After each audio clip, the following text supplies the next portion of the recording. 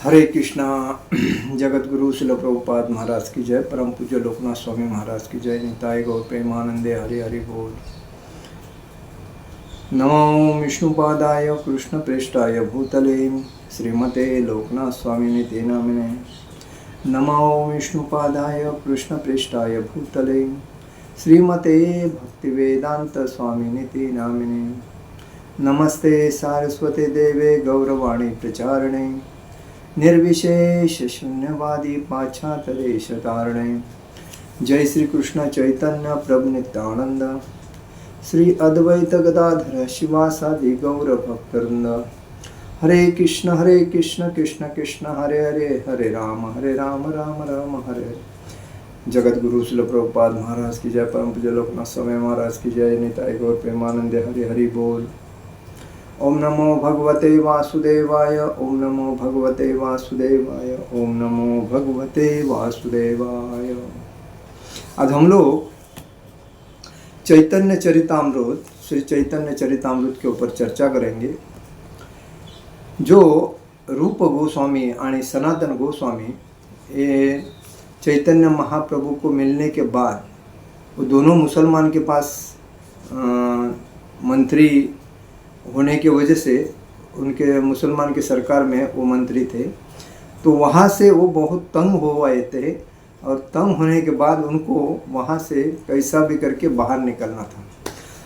उस वजह से उन्होंने चैतन्य महाप्रभु को मिलकर कहा कि हमको इस कीचड़ से, मतलब दलदल से, गंदगी से हमें बाहर निकालो, हमें सुखी जीवन जीना है, हमें भक्तिमय जीवन जीना है और इस जीवन से ही हम भागवत धाम पहुँच सकते हैं आपके आशीर्वाद से, अन्यथा हम नरक में जाएंगे।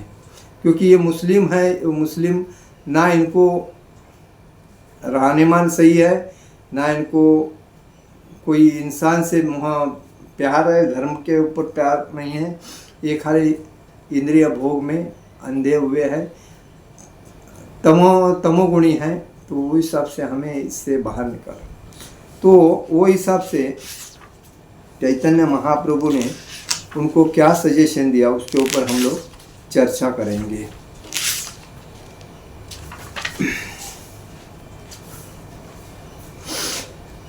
मोर कर्म मोर हाथे गलाय बांधिया, कुविषय विष्टा करते दिया छे फेलैया। साकर मलिक तथा दबीर खास दोनों भाइयों ने विनीत भाव से निवेदन किया कि अपने जघन्य कार्यों के फलस्वरूप उन्हें हाथ तथा गले से बांधकर भौतिक इंद्रिय भोग रूपी घृणिक मैल जैसे पदार्थों के गड्ढे में गिरा दिए गए हैं। मतलब कितने, हम लोग कीचड़ बोलते हैं लेकिन उन्होंने क्या बोला है, घृणिक मल। मल मतलब हम लोग वो सुबह जाते हैं मल मूत्र करने, वही मल घृणिक मूत्र, उसका कोई बांस भी नहीं ले सकता है। ऐसे मल जैसे पदार्थों के गड्ढे में गिरा दिए गए हम। मतलब बोलने वाली बात यह है कि मुस्लिम जो है वो कितना नीचे पातड़ी का व्यक्ति है समाज, ये आप जान सकते हैं। उन दोनों ने कहा। श्रील भक्ति सिद्धांत सरस्वती ठाकुर ने कुविषय गर्त की व्याख्या इस प्रकार की है कि इंद्रियों के कार्यों के फलस्वरूप हम अनेक इंद्रिय तृप्ति के कार्य करते हैं और इस तरह भौतिक प्रकृति के नियमों से बांध जाते हैं। यह बंधन विषय कहलाता है। जब इंद्रिय तृप्ति के कार्य धर्मानुसार संपन्न होते हैं तो वे सुविषय कहलाते हैं। सु शब्द का अर्थ है अच्छा तथा विषय का अर्थ है इंद्रिय विषय। जब इंद्रिय तृप्ति के कार्य पापमय अवस्थाओं में संपन्न किए जाते हैं तो वे कुविषय कहलाते हैं।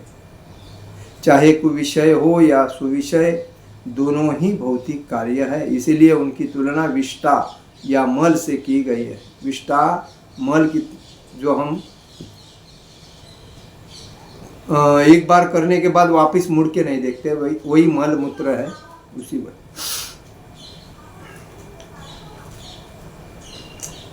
दूसरे शब्दों में ऐसे कार्यों से बचना चाहिए। सुविषय तथा कुविषय से मुक्त होने के लिए मनुष्य को पूर्ण पुरुषोत्तम भगवान कृष्ण की दिव्य प्रेममयी सेवा में लग जाना चाहिए। भक्ति के कार्य भौतिक गुणों के कलमश से ही मुक्त होते हैं। अतएव सुविषय तथा कुविषय के फलों के से मुक्त होने के लिए मनुष्य को कृष्ण भावनामृत ही ग्रहण करना चाहिए। इस तरह मनुष्य अपने आप को कलमश से बचा सकता है। इसी संदर्भ में श्रील नरोत्तम दास ठाकुर का भजन है। कहने का मतलब है कि हम जब कोई भी कार्य करते हैं तो हमें समझना चाहिए कि हम क्या कर रहे हैं, सही कर रहे हैं, गलत कर रहे हैं। इसमें नरोत्तम दास ठाकुर जी ठाकुर जी का भजन है। कर्म कांड ज्ञान कांड केवल विशर भांड, अमृत बलिया ए बखाय, नाना योनि सदा फिरे करदय भक्षण करे, तार जन्म अधा पाते आय। मतलब हम अगर सही रास्ते से नहीं गए, हम अगर अयोग्य रास्ते से गए तो हम नरक में जाते हैं, पतित होते हैं और वापिस 84 लक्ष योनि में जन्म मृत्यु के चक्कर में फंस जाते हैं। तो वही उसे कहा का सुविषय तथा कुविषय। सुविषय मतलब योग्य और कुविषय मतलब अयोग्य, दोनों ही कर्मकांड के अंतर्गत आते हैं। एक अन्य कांड कार्य करने की भूमिका भी है। ज्ञान कांड अर्थात भवबंधन से उद्धार पाने के विचार से सुविषय तथा कुविषय के प्रभावों के बारे में दार्शनिक चिंतन। ज्ञान कांड में स्तर पर मनुष्य कुविषय तथा सुविषय की वस्तुओं का परित्याग कर सकता है, किंतु यह जीवन ही पूर्णता नहीं है। पूर्णता तो ज्ञान कांड तथा कर्मकांड दोनों से परे है। यह भक्ति के स्तर पर होती है। यदि हम कृष्ण भावनामृत में भक्ति को ग्रहण नहीं करते तो हमें इसी भौतिक संसार के भीतर रहना पड़ेगा और ज्ञान कांड तथा कर्मकांड के प्रभाव के कारण जन्म मृत्यु के चक्र को सहना पड़ेगा। इसीलिए नरोत्तम दास ठाकुर कहते हैं, नाना योनि सदा फिरे करदय भक्षण करे, तार जन्म अधा पाते यात। नाना योनि सदा फिरे मतलब 84 लक्ष योनि में हमेशा फिरते रहेंगे। पुनर्जन्म पुनर्स्मरण तो करदय भक्षण करे। क्या भक्षण कर रहे हैं? तार जन्म अधा पाते आय। मतलब मनुष्य नाना योनि में भ्रमण करता है और सभी तरह की वर्जित वस्तुओं को भक्षण करता है। इस प्रकार वह अपने अस्तित्व को बिगाड़ देता है। कहने का मतलब है हम नाना योनि में घूमते हैं, बराबर, नाना प्रकार की मतलब 84 लक्ष योनि में 4 लाख योनि मनुष्य का है, 80 लाख योनि किसका है? बाकी सब प्राणी का है। तो हमें ये समझना चाहिए। तो अनेक क्या बताया है? मनुष्य नाना योनियों में भ्रमण करता है और सभी तरह की वर्जित मतलब जो फेंकने जैसी वस्तु ये है, जैसा कि कचरा वो का भक्षण करता है। इस प्रकार वह अपने अस्तित्व को बिगाड़ देता है। अस्तित्व मतलब अपना रहमान जो सही जो है, अपनी शरीर यष्टि है, जो योग्य जो हमारे उपयुक्त जो है उसको बिगाड़ देता है। भौतिक जीवन में कुविषय और सुविषय में लिप्त मनुष्य की वही स्थिति होती है।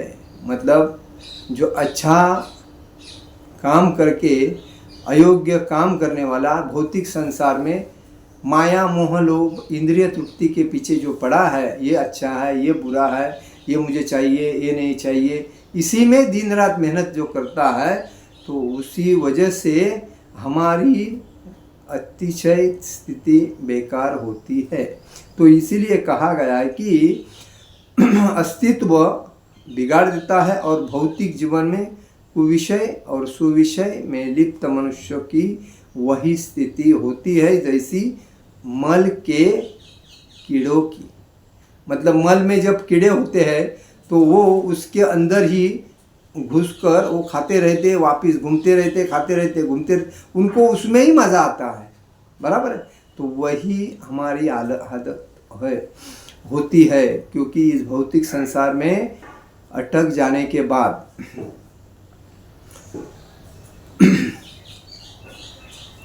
मल मल ही है, चाहे वह गीला हो या सूखा। इसी प्रकार भौतिक कर्म पवित्र या अपवित्र हो सकता है, किंतु भौतिक होने के कारण वे मल के तुल्य है। कीड़े अपने आप मल से बाहर नहीं निकल सकते, इसी प्रकार इस भौतिक संसार में बुरी तरह आसक्त लोग भौतिकतावाद से निकलकर सहसा कृष्ण भावना भावित नहीं हो सकते। देखिए, इस भौतिक संसार की तुलना उन्होंने कैसी की है? एक मल में जो कीड़ा रहता है उसी के साथ की है। क्यों? इस भौतिक संसार में इंद्रिय तृप्ति के पीछे हमेशा व्यक्ति लगा रहता है और वो पुनर्स जन्म पुनर्स मरण इस चक्कर में फंसकर वापिस वही आ जाता है और उसका जो मुख्य उद्देश्य है वो उसको करने को मिलता नहीं।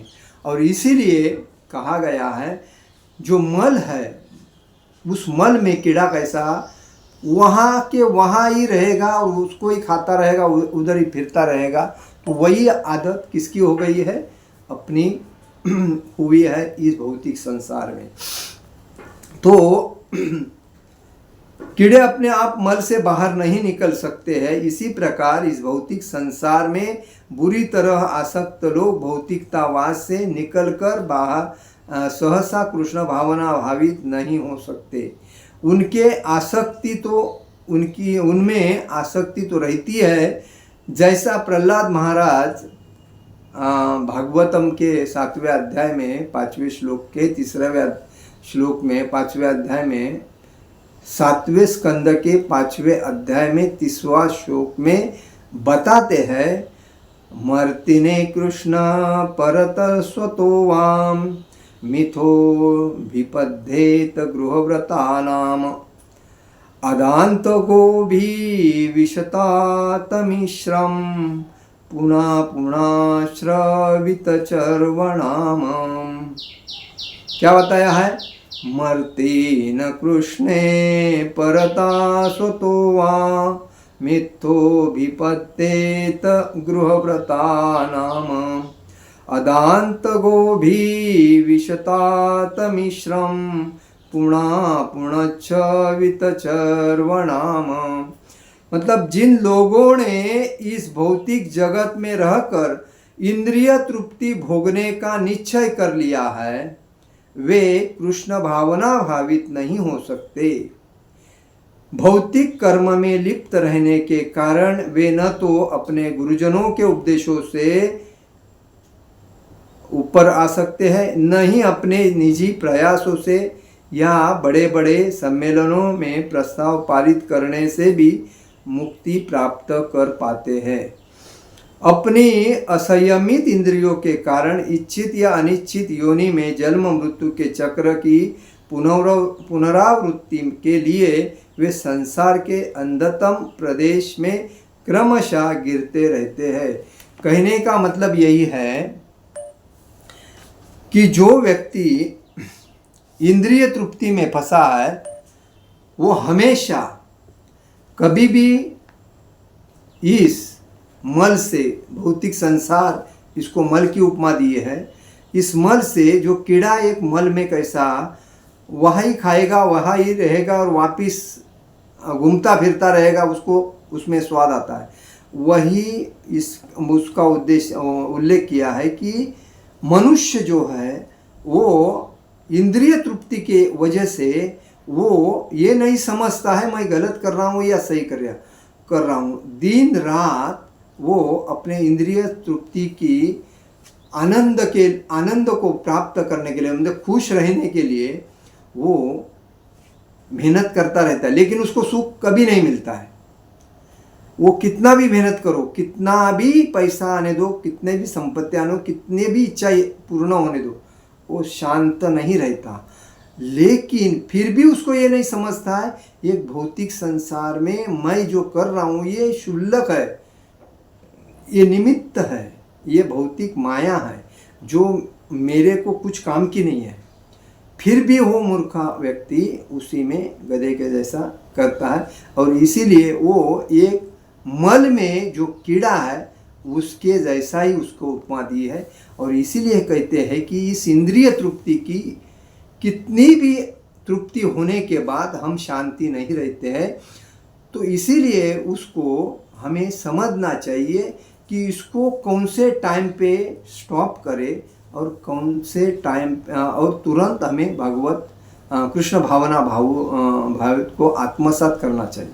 कृष्ण भावना भावित अमृत ये जो है उसको पी लेना चाहिए, जो भगवान के नाम गुण रूप लीला का जो मुख्य अपने इस जन्म मृत्यु के चक्र से हमें आज़ाद करता है और भागवत धाम में पहुंचाता है।